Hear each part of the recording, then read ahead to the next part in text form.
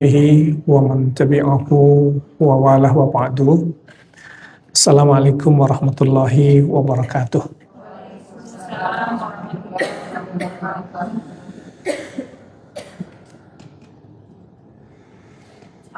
Ibu-ibu semuanya yang dirahmati oleh Allah Subhanahu wa taala, dan wajahnya wajah-wajah insya Allah penghuni surga.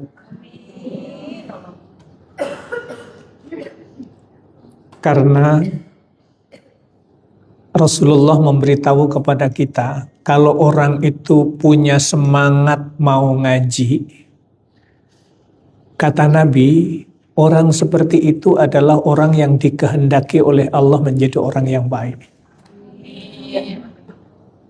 Idza aradallahu bi ahli baitin khairan faqahahum fiddin.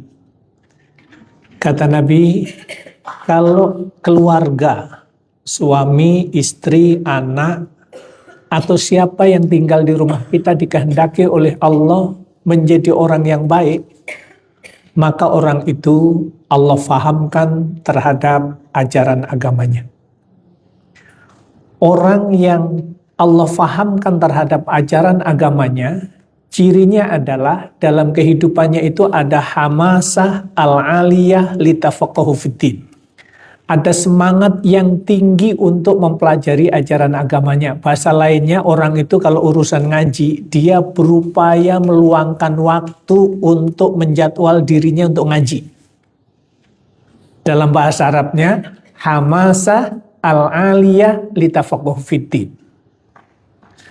Hanya mudah-mudahan ibu-ibu semuanya, walaupun harus nunggu sudah satu jam ya, bukan setengah jam.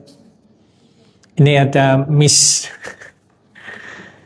Sudah saya iakan tapi ini belum ada info lagi nih. Ya sudah. Qadarullah, Allah pertemukan ada waktu setengah jam. Mudah-mudahan yang setengah jam ini Bu bisa menambah ilmu kita, bisa menambah semangat ibadah kita dengan baik. Hari ini saya ingin angkat tentang surat Al-Fatihah, satu ayat yang bunyinya iyyaka na'budu wa iyyaka nasta'in. Ayat yang keberapa Ibu? Itu ayat yang keberapa? Yang keempat apa yang ketiga? Halo. Yang keempat apa yang ketiga? Ada yang mengatakan itu ayat yang keempat, ada yang mengatakan ayat yang ketiga.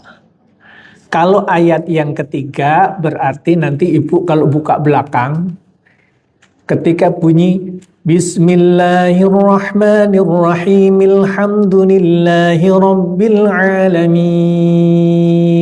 Itu ayat yang ke-1. Sehingga jatuhnya di iyyaka na'budu wa iyyaka nasta'in adalah ayat yang ketiga. Tapi kalau Bismillahirrahmanirrahim ayat 1. Kalau itu dihitung dari mulai ayat 1 dari situ berarti ayat yang iyyaka na'budu wa iyyaka nasta'in ayat yang keempat. Begitu. Hah? Berarti fokus beneran Ibu-ibu. Jadi di dalam ulumul Quran, Ibu-ibu semuanya, itu ada perbedaan tentang peletakan nomor ayat. Itu adalah bentuk ijtihad. Jadi nomori ayat, ini kok beda?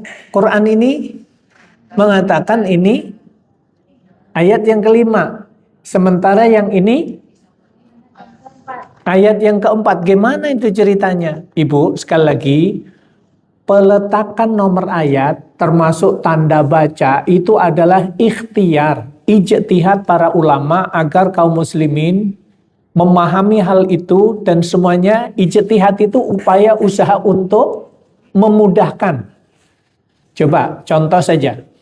Kalau ayat itu asli Bu, asli sebagaimana diputuskan, ditulis di zaman Utsman bin Affan. Sahabat Utsman bin Affan radhiyallahu an menentukan kebijakan tentang penulisan Al-Quran yang disebut Rasm Utsmani. Kebayang nggak kalau sampai hari ini itu utuh apa adanya? Nomor ayatnya nggak ada, tanda bacanya fathah kasroh domahnya nggak ada, titiknya juga tidak ada. Gimana kira-kira bacanya? Nggak bisa kita, karena kita orang yang orang Saudi sendiri, orang Mekah sendiri, orang Arab sendiri, nggak otomatis kemudian mampu membaca Al-Quran dengan benar.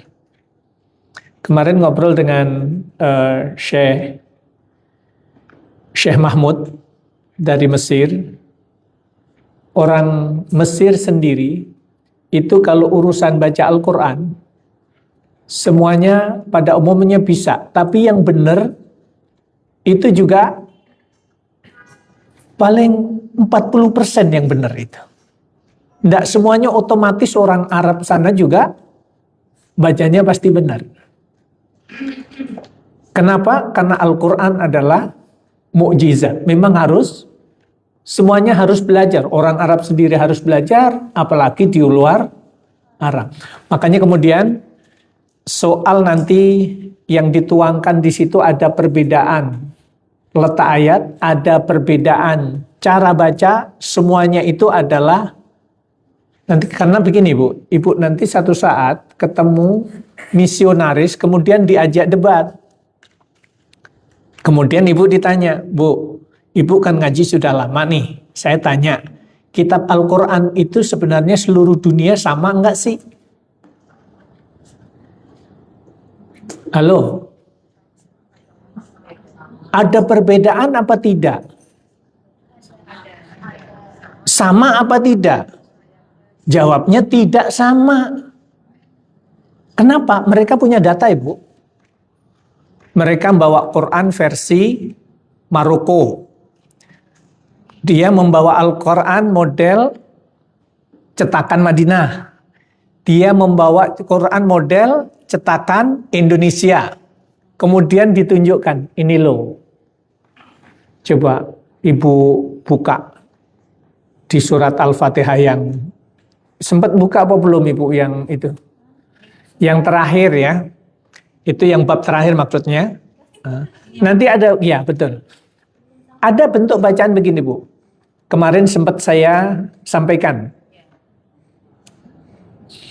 Ihdinas siratal mustaqim. Yang pertama pakai shad. Ihdinas siratal mustaqim. Kemudian yang kedua pakai sin. Ihdinas siratal mustaqim. Tulisannya tetap shad. Ihdinas nas. Itu tulisannya tetap shad, tetapi bacanya dengan sin. Nas. Kemudian yang ketiga, tulisan di situ tetap shad, cuman di atasnya ada tandanya kayak wajik begitu. Itu dibaca dengan za. Ihdinas siratal. Saya berupaya menuangkan keterangan seringkas mungkin di situ biar yang baca tidak bingung. Terus kemudian selama ini kita baca juga siratal ladzina an'amta 'alaihim. Nanti ada cara riwayat yang lain. Artinya Nabi itu pernah mengajarkan kepada sahabat Hisham bin Hakim dengan cara baca siratal ladzina an'amta 'alaihim ghairil maghdubi 'alaihim waladdallin. Kemudian yang kedua, Nabi juga pernah mengajarkan kepada sahabat yang lain dengan bentuk bacaan siratal ladzina an'amta 'alaihim ghairil maghdubi 'alaihim waladdallin. Nah, itu semuanya benar karena semuanya dari Nabi. Nabi dari malaikat Jibril. Malaikat Jibril dari Allah Subhanahu wa taala. Berarti Quran itu semuanya tidak sama, ada perbedaan. Cara bacanya yang ada perbedaan. Satu alaihim, satu alaihum, satu alaihimu. Tapi tiga-tiganya benar. Karena itu adalah diperintahkan oleh Allah kepada malaikat Jibril agar menyampaikan kepada Nabi Muhammad mengajarkan kepada sahabat satu diajarkan dengan alaihim, sahabat yang satunya diajarkan dengan alaihum, sahabat satunya diajarkan dengan alaihimu. Berarti kalau dari sumbernya benar, tiga-tiganya benar, kalau kemudian kita itu baru tahu, itu lebih baik. Terlambat, kita baru tahu ternyata itu benar, itu lebih baik daripada tidak tahu, nggak nyampe kepada kita, taunya ketika setiap orang baca alaihum, alaihimu, kemudian kita berprasangka, oh itu salah, itu sesat, itu kelompok radikal, apalagi kalau sudah sampai ke sana gitu ya. Nah ini pentingnya, kenapa kemudian kita itu mesti harus ngaji. Kita update terus ilmu kita, oh selama ini saya yakin, selama ini benar. Oh ternyata ada yang beda dan itu juga benar. Coba kalau saya dulu tuh udaranya maunya berantem aja, Bu. Pokoknya kalau ada yang beda pendapat maunya diajak berantem aja. Karena ilmunya belum nyampe gitu ya. Tapi kalau udah nyampe, oh ternyata itu benar. Kalau saya kemudian melakukan sesuatu, menyalahkan, menyesatkan, berarti yang salah itu saya. Salah menyalahkan orang lain. Memang kita yang kelihatan lakukan selama ini benar. Tapi kemudian ketika bentuk yang lain kita dapatkan bukan berarti itu salah. Begitu. Akhirnya Ibu, dengan tambahnya ilmu, hati kita itu terselamatkan dari prasangka buruk. Itu poinnya. Baik. Ini kemarin alhamdulillah dukungan ibu-ibu semuanya.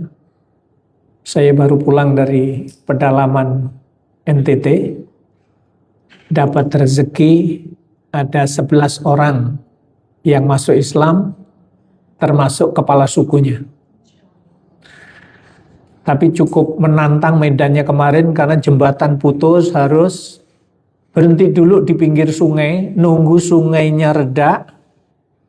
Itu cukup lumayan juga, tidur dalam mobil 1 hari semalam, nongkrong di pinggir kali, karena balik jembatannya putus, mau lanjut ada kali lagi harus nyebrang, nunggu airnya itu reda gitu, reda surut, baru kita bisa nyebrang.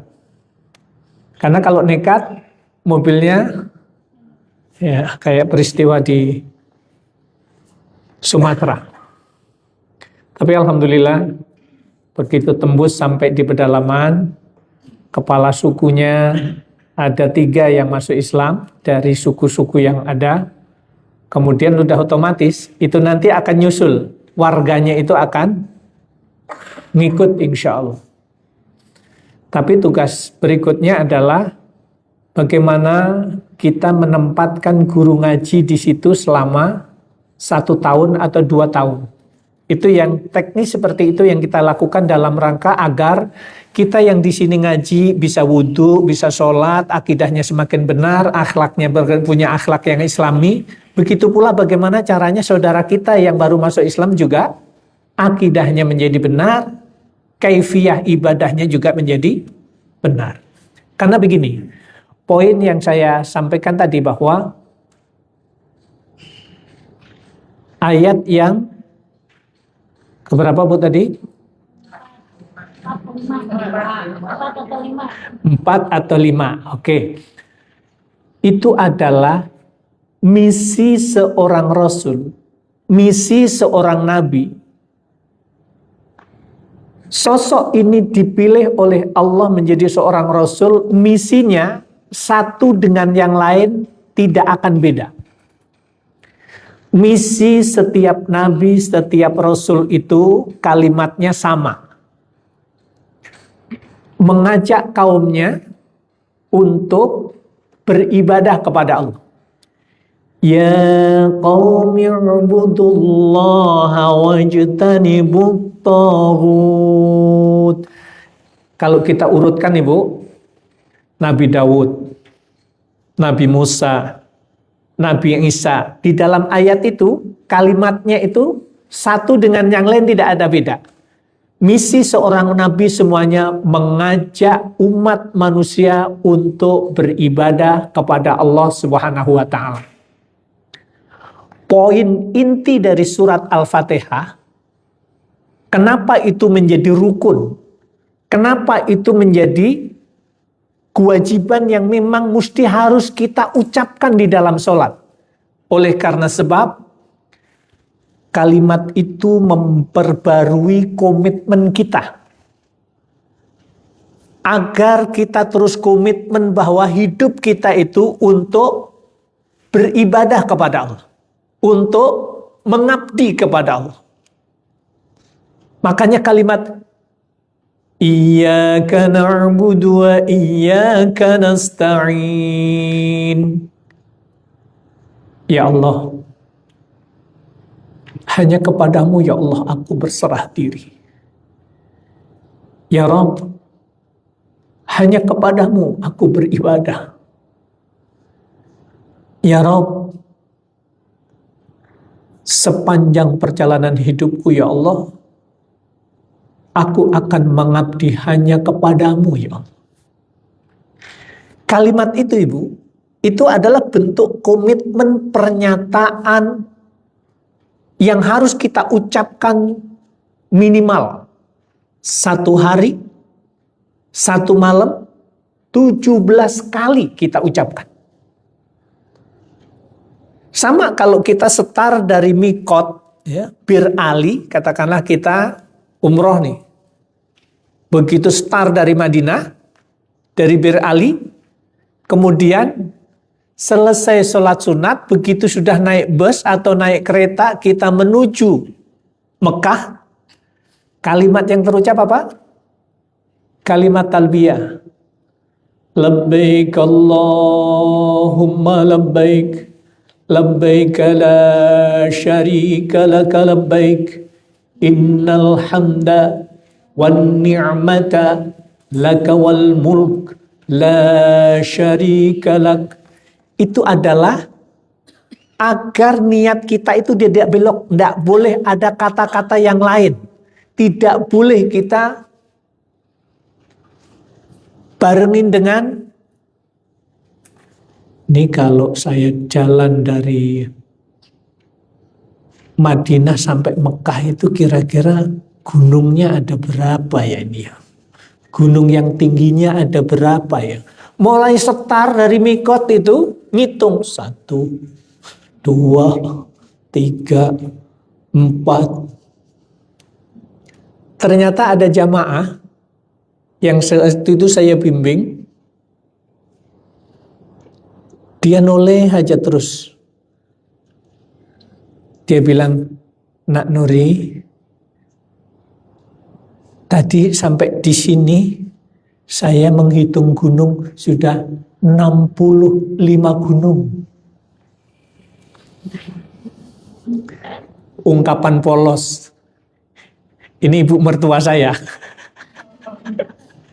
Di samping saya kan, karena saya harus dampingin. Sekaligus saya bimbing yang lain, cerita, Nak Nuri, saya baru ngitung sampai di sini, gunung di sini sudah saya hitung 65. Mikirlah, wala quwata illa billah. Kitanya kan enggak tahu ini ibu lagi ngapa gitu. Akhirnya karena mau mengungkapkan kalimat itu, saat itulah kemudian saya bilang, Ibu,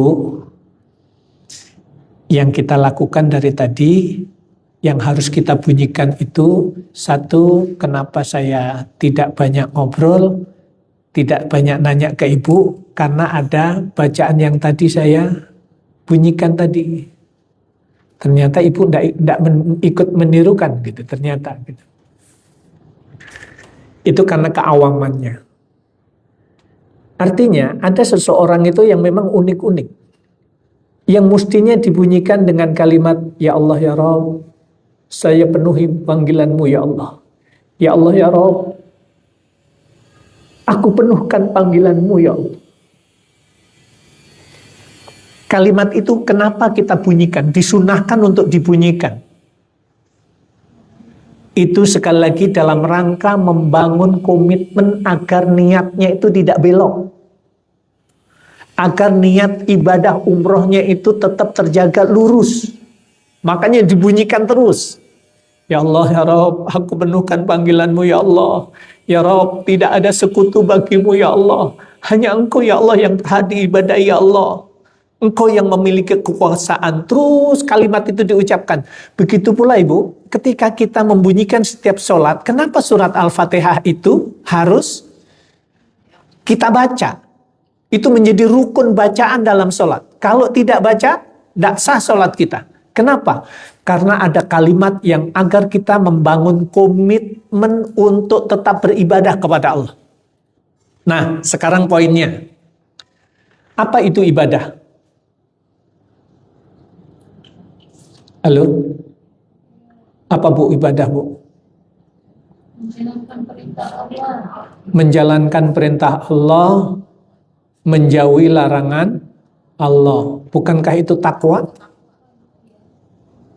Nah, Ibu selama ini beribadah enggak? Jawabnya, enak aja Ustadz menanyanya. Emang yang ibadah cuma lu doang?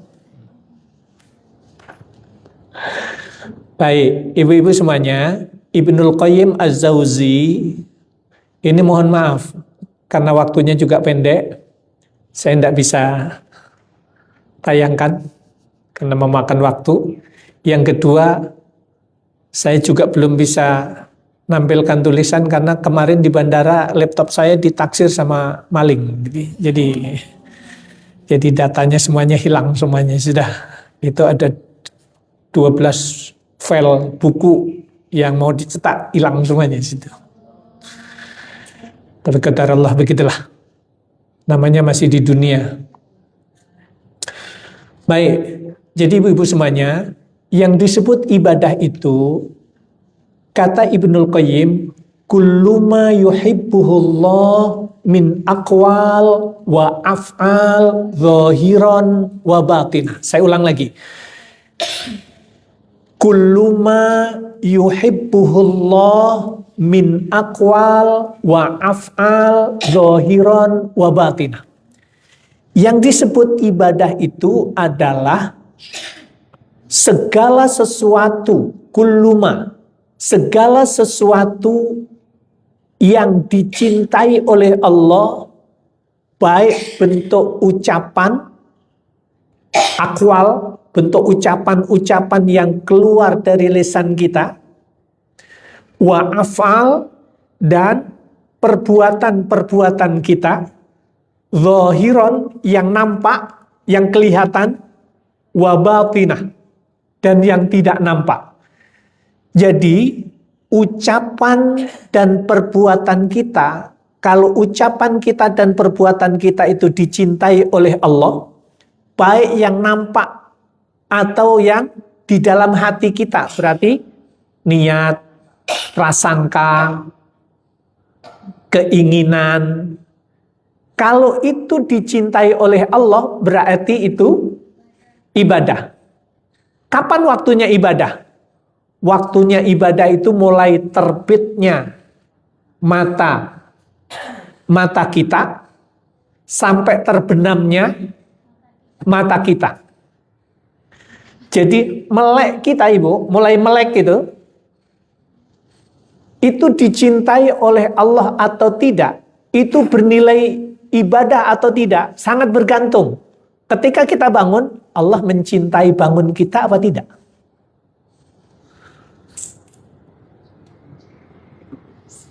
Halo? Ini sederhana sekali sebenarnya. Nah, kemudian apa tandanya kalau ucapan kita itu dicintai oleh Allah?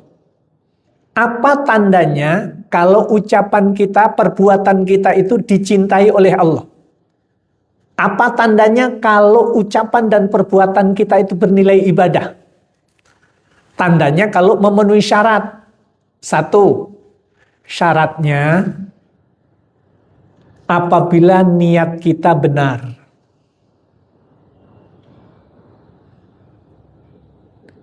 Bu, astagfirullahaladzim, kalimat istighfar itu baik apa tidak?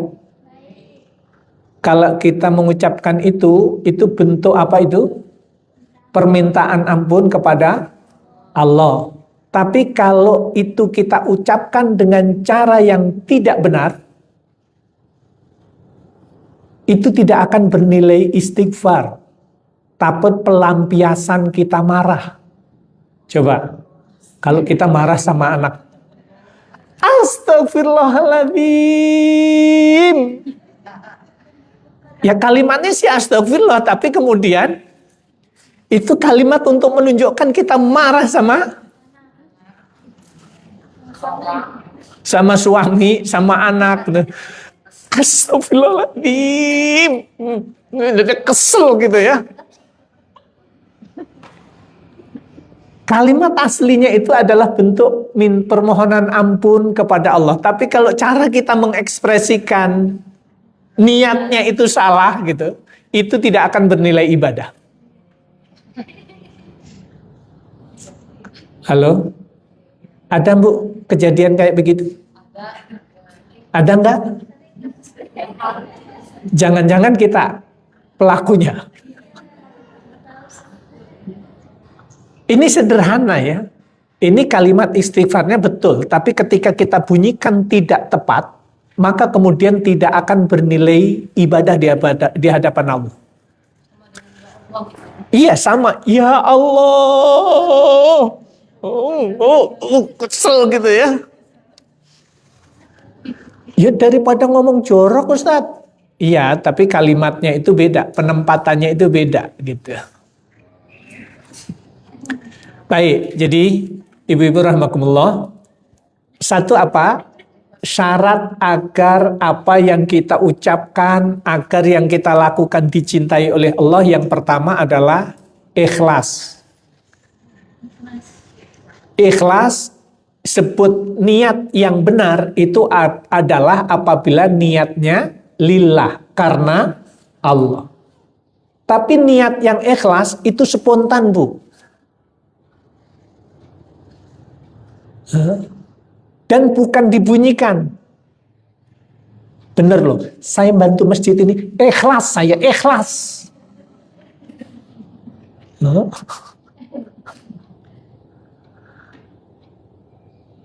Karena kejadiannya begini Bu, ketika ada seorang sahabiah, seorang sahabat itu ikut berperang, kemudian meninggal. Kemudian saat dikuburkan, Rasulullah datang. Istrinya ikut di makam, ikut ke makam, ikut ngubur, maksud nganter suaminya dikubur. Begitu di atas kuburan itu kemudian dia tetap menunjukkan apa ya, marah lah. Bukan marah ya, sedih. Sedihnya itu sampai kemudian bajunya itu ditarik-tarik sampai robek. Kenapa sih suami saya yang harus meninggal? Kenapa enggak suami yang lain? Ini kan sama-sama perang. Kenapa ini suami saya masih muda sudah meninggal? Kok enggak yang tua saja yang meninggal? Terus itu bunyi gitu ya. Rasulullah melihat kejadian itu. Kemudian dikasih tahu, ibu bersabarlah. Suamimu berperang di jalan Allah dan insya Allah Allah akan masukkan ke surganya. Iya, enak. Kamu mau ngomong ikhlas, ikhlas. Saya yang merasakan. Ternyata istrinya sahabat ini, tidak tahu kalau di depannya ini Nabi. Tidak tahu kalau itu Rasulullah, karena memang ini di rumah, banyak di rumah gitu ya. Sampai tidak tahu siapa nabinya.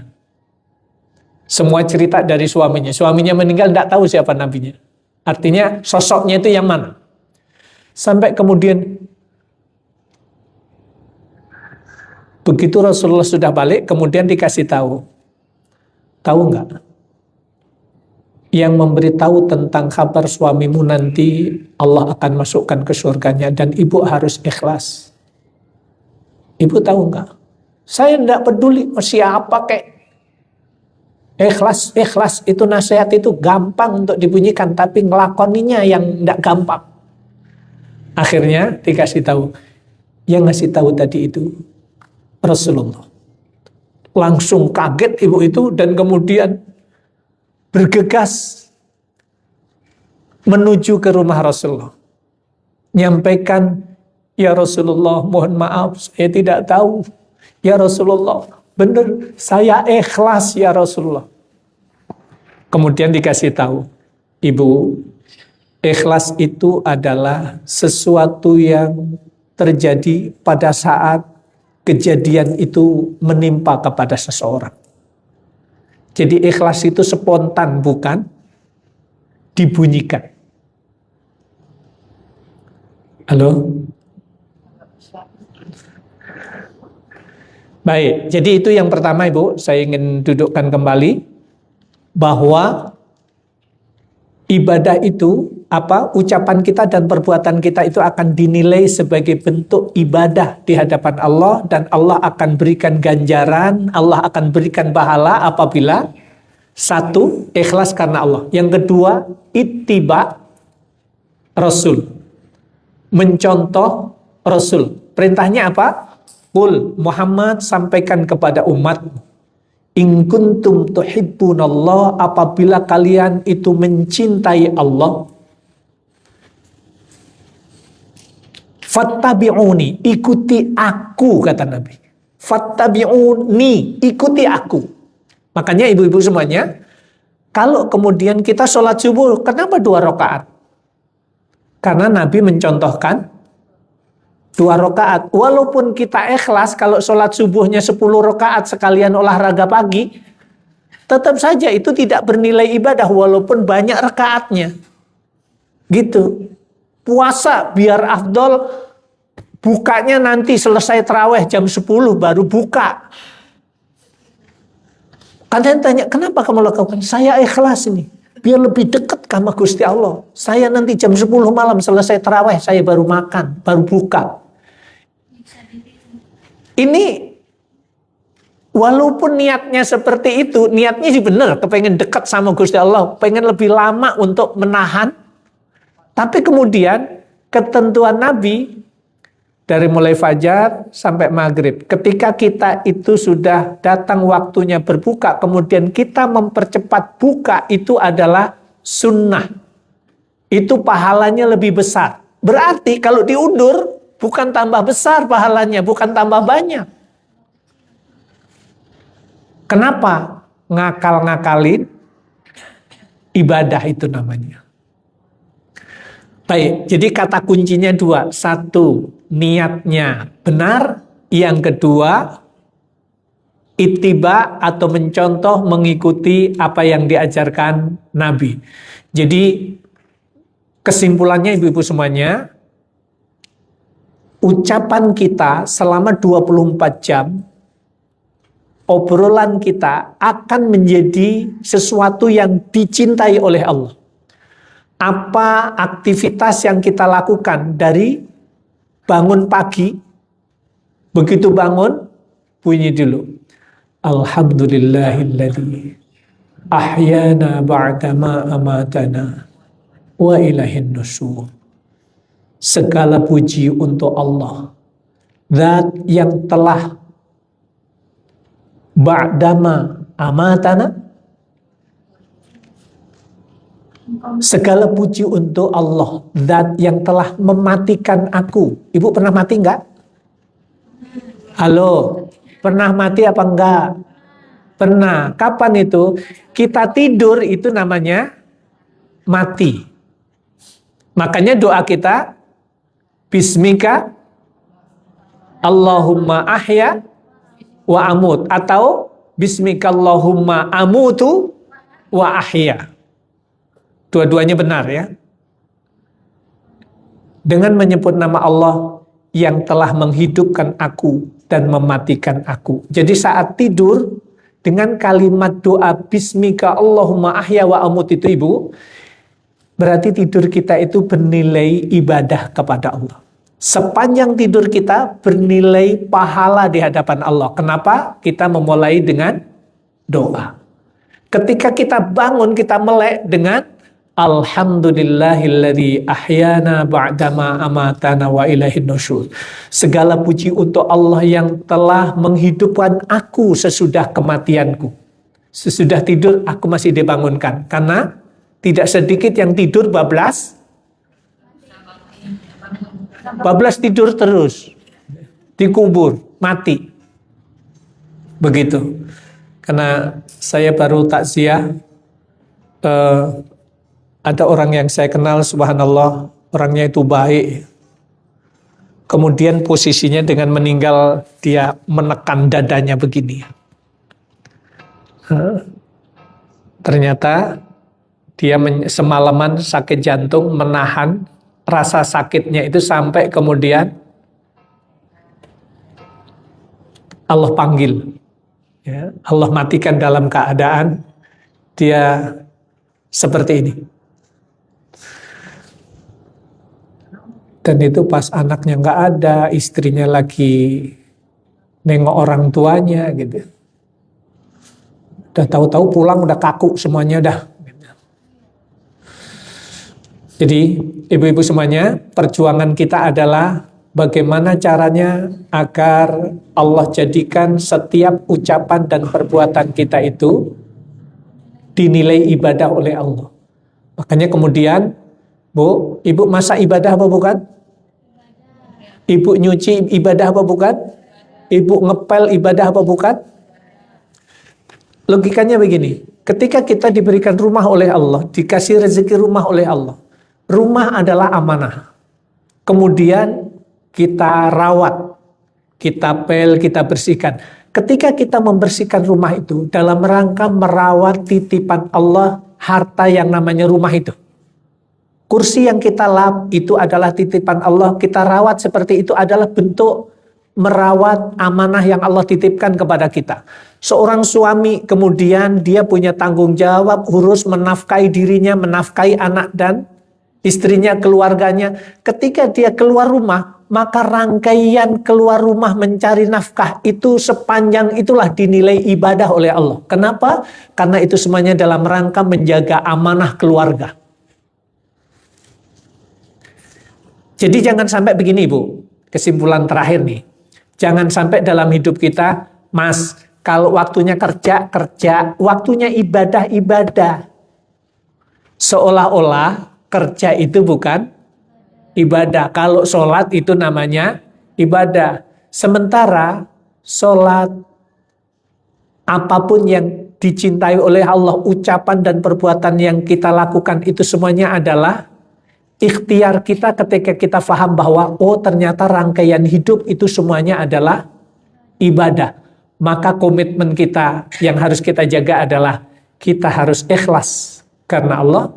Yang kedua, kita pastikan bahwa ini semuanya adalah ittiba, mengikuti apa yang diajarkan oleh Rasulullah SAW.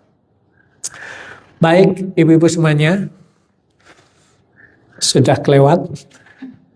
Mudah-mudahan poin ayat yang keempat atau kelima dari surat Al-Fatihah ini adalah menjadi tambahan pemahaman untuk kita semuanya tentang makna ibadah. Nanti berikutnya poin per poin yang saya sampaikan, saya berupaya untuk menjadi paling tidak makalah atau menjadi PowerPoint yang bisa di-share, yang ibu-ibu nanti bisa baca. Ingatkan Ibu Dewi nanti sore-sorean gitu, tolong Ustaz kirim materinya yang tadi. Jadi poinnya memahami tentang surat Al-Fatihah ayat yang ke-5 5 atau yang keempat, iyyaka na'budu wa iyyaka nasta'in, tentang makna ibadah dan syarat ibadah. Subhanakallahumma bihamdika asyhadu an la ilaha illa anta astaghfiruka wa atubu ilaik. Alhamdulillahirabbil alamin. Assalamualaikum warahmatullahi wabarakatuh. Ya, Ibu. Doanya untuk yang terkena musibah Ustaz. Baik.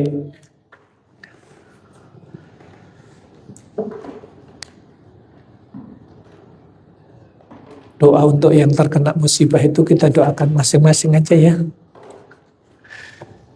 Rasa yang pertama mudah-mudahan.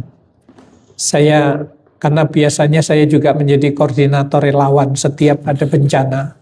Tapi posisi saya kemarin ada di NTT, biasanya saya turun duluan di wilayah-wilayah yang terjadi bencana itu. Baik gunung meletus atau di Donggala yang terjadi tsunami, gempa bumi likuifaksi saat itu, kemudian di tsunami di Aceh, saya bertugas di sana selama 6 bulan. Itu menjadi nasihat untuk saya dan teman-teman semuanya. Saya jadi koordinator, setiap ada kejadian seperti itu, saya pasti turun. Tentu yang harus kita kedepankan Ibu, yang pertama, Mallayatamma bi amril mu'min falaysa minni. Barang siapa yang tidak peduli terhadap apa yang menimpa terhadap saudaranya yang beriman, kata Nabi, manusia kayak begitu bukan golonganku, dia bukan umatku. Orang itu sholat, orang itu puasa, orang itu haji, tapi kalau tidak peduli terhadap yang lain, dia bukan umatku, kata Nabi. Maka poin pertama yang harus kita tunjukkan adalah kita harus menyisihkan sebagian rezeki kita. Seberapapun, 2.000, 5.000, 10.000 sesuai dengan kemampuan kita. 100 atau kita ada deposito yang cukup untuk kita keluarkan, kita bagi untuk membantu saudara kita. Targetnya sebenarnya kembali kepada kita. Bahwa semua kebaikan yang kita lakukan semuanya akan kembali kepada kita, bahwa itu tanda bahwa kita nanti akan diakui oleh Rasulullah sebagai umatnya yang mendapatkan syafaatnya. Tapi kebalikannya, kalau kita tidak peduli, Rasulullah tidak menganggap kita sebagai umatnya. Kedua, kita doakan mudah-mudahan Allah berikan kesabaran kepada saudara-saudara kita yang tertimpa musibah. Allah berikan ketabahan untuk tetap beribadah, beriman kepada Allah Subhanahu wa taala.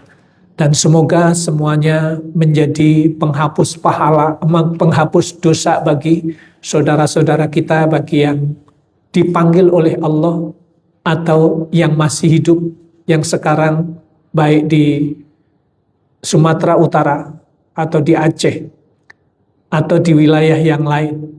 Dan semoga Allah Subhanahu wa taala menjadikan kita semuanya menjadi orang yang punya empati, orang yang punya peduli kepada sesama hidup dan kehidupan kita.